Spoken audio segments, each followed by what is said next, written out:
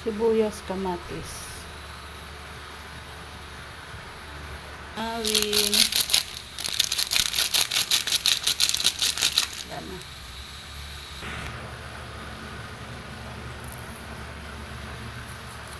Lagyan natin ng konting pampasarap. Pasarap. Sama-sama na natin ng okra at kangkong sitaw para sabay-sabay sila maluto.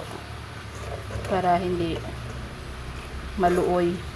Yung crunchy lang masarap. Crunchy yung gulay. Ayan, sili.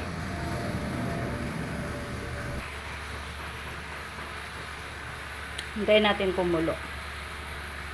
Pag kulo niya, lalaglag na natin ang talong.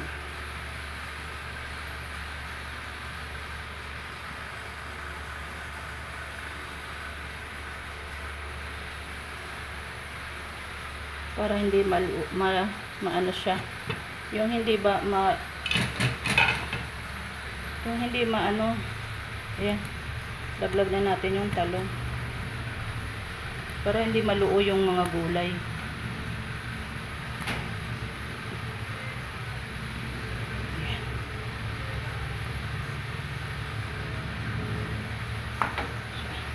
Takpan ulit po natin. Hintayin ulit na kumulo.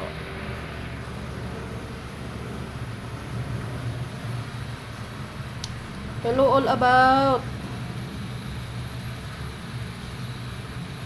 Hello.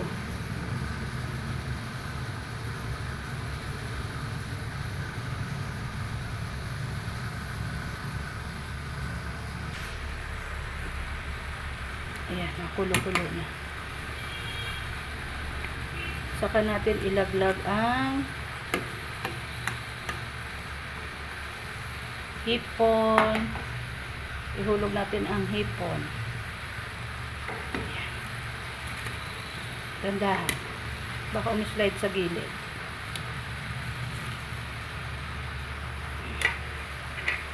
Ayan. Lubog natin. Lubog.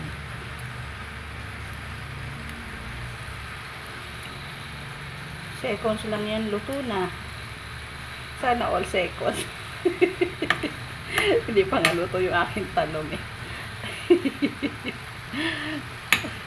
Uy.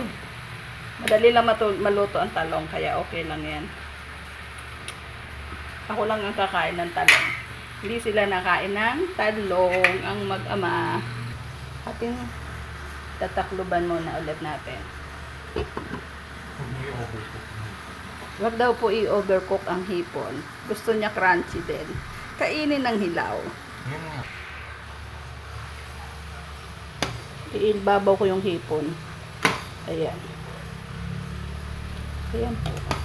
Ilalim ko yung talong para maluto pa siya ng kaunti. Ayan.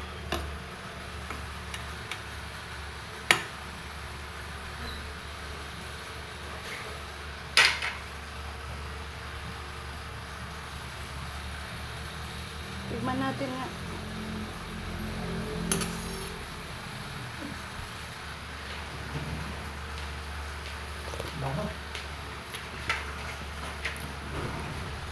Kunting kulo pa.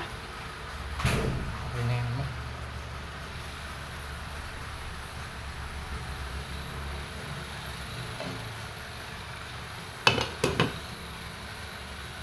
Kunti na lang.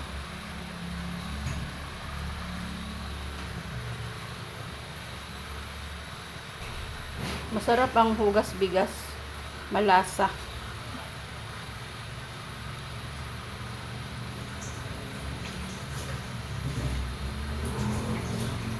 Ang init sa kusina. Tinan mo yung pawis ko, Madje.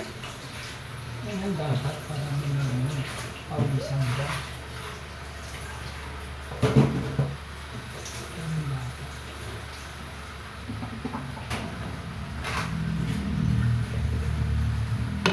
Gusto mo pawisan ang baga.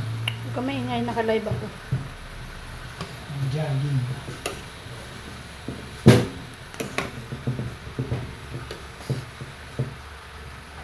Okay na, luto na.